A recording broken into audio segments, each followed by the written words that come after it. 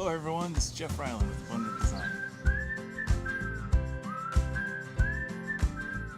And today we're going to learn chop and drop mulch. That's a handy technique that you can use. So especially in the case of this Comfrey plant, it's got a large leaf, grows very rapidly, and it's got an extensive root system that goes down deep and grabs nutrients from deeper in the soil where these young blueberries might not have got their roots established yet.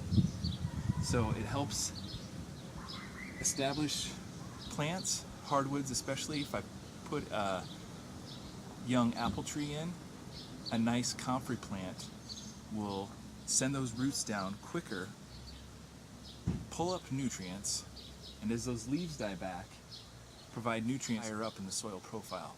What we're going to do today, we're going to accelerate that by chopping the comfrey and laying it down. The comfrey is really good at recovering from this kind of damage. You can do this 2, maybe even 3 times a season. You can take it clear down. It's also kind of crowding this blueberry a little bit. And there's some echinacea here that I love. The purple cone flowers, pollinators love it as well. But it's just kind of crowding this blueberry. So we'll chop and drop that as well. It'll probably come back a few times, the echinacea will, and we can either relocate it or just continue to chop and drop it. Eventually it'll run out of energy in the roots and it just kind of give up. But that'll be fine. This blueberry's coming in here. This is a blue crop. It'll get 6+ feet tall. It'll be a nice productive plant for our landscape. But you can use a grass shear. I'm using some old pruners that aren't my favorite for actually pruning trees with. So I'm just going to chop that down. We'll cut it into different pieces. That'll help the plant to break down quicker, releasing those nutrients. Here's the comfrey we talked about. We're just going to break it up. So it's pulling those nutrients up into the leaf tissue, and as the soil organisms break that down, it's going to provide it right to the plants. Like I said, you can also do this with dandelion or really any weed that you see in your landscape that hasn't gone to seed yet. Comfrey also makes a good activator for your compost. It's high in nitrogen. It's got a lot of water in its tissues, so it helps keep things very prolific plant.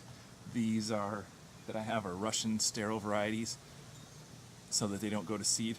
A wild comfrey can reseed and really go to town, kind of taking over certain areas if you're not vigilant.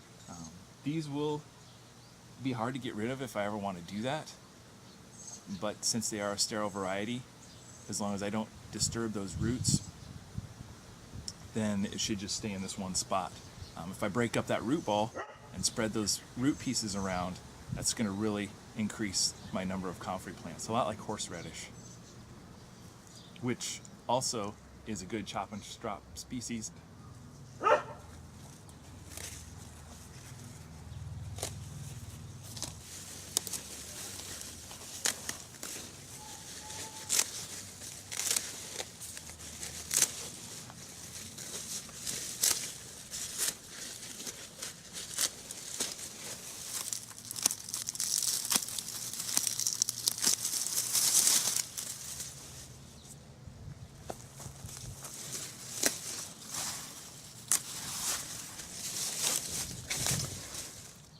The comfrey has some little prickly hairs, so if you're doing this, have sensitive skin, I get some of the hairs stuck in my skin too.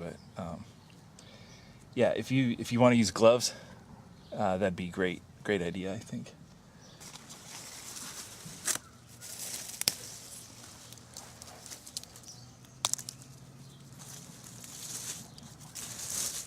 And you can take it back as far as you want.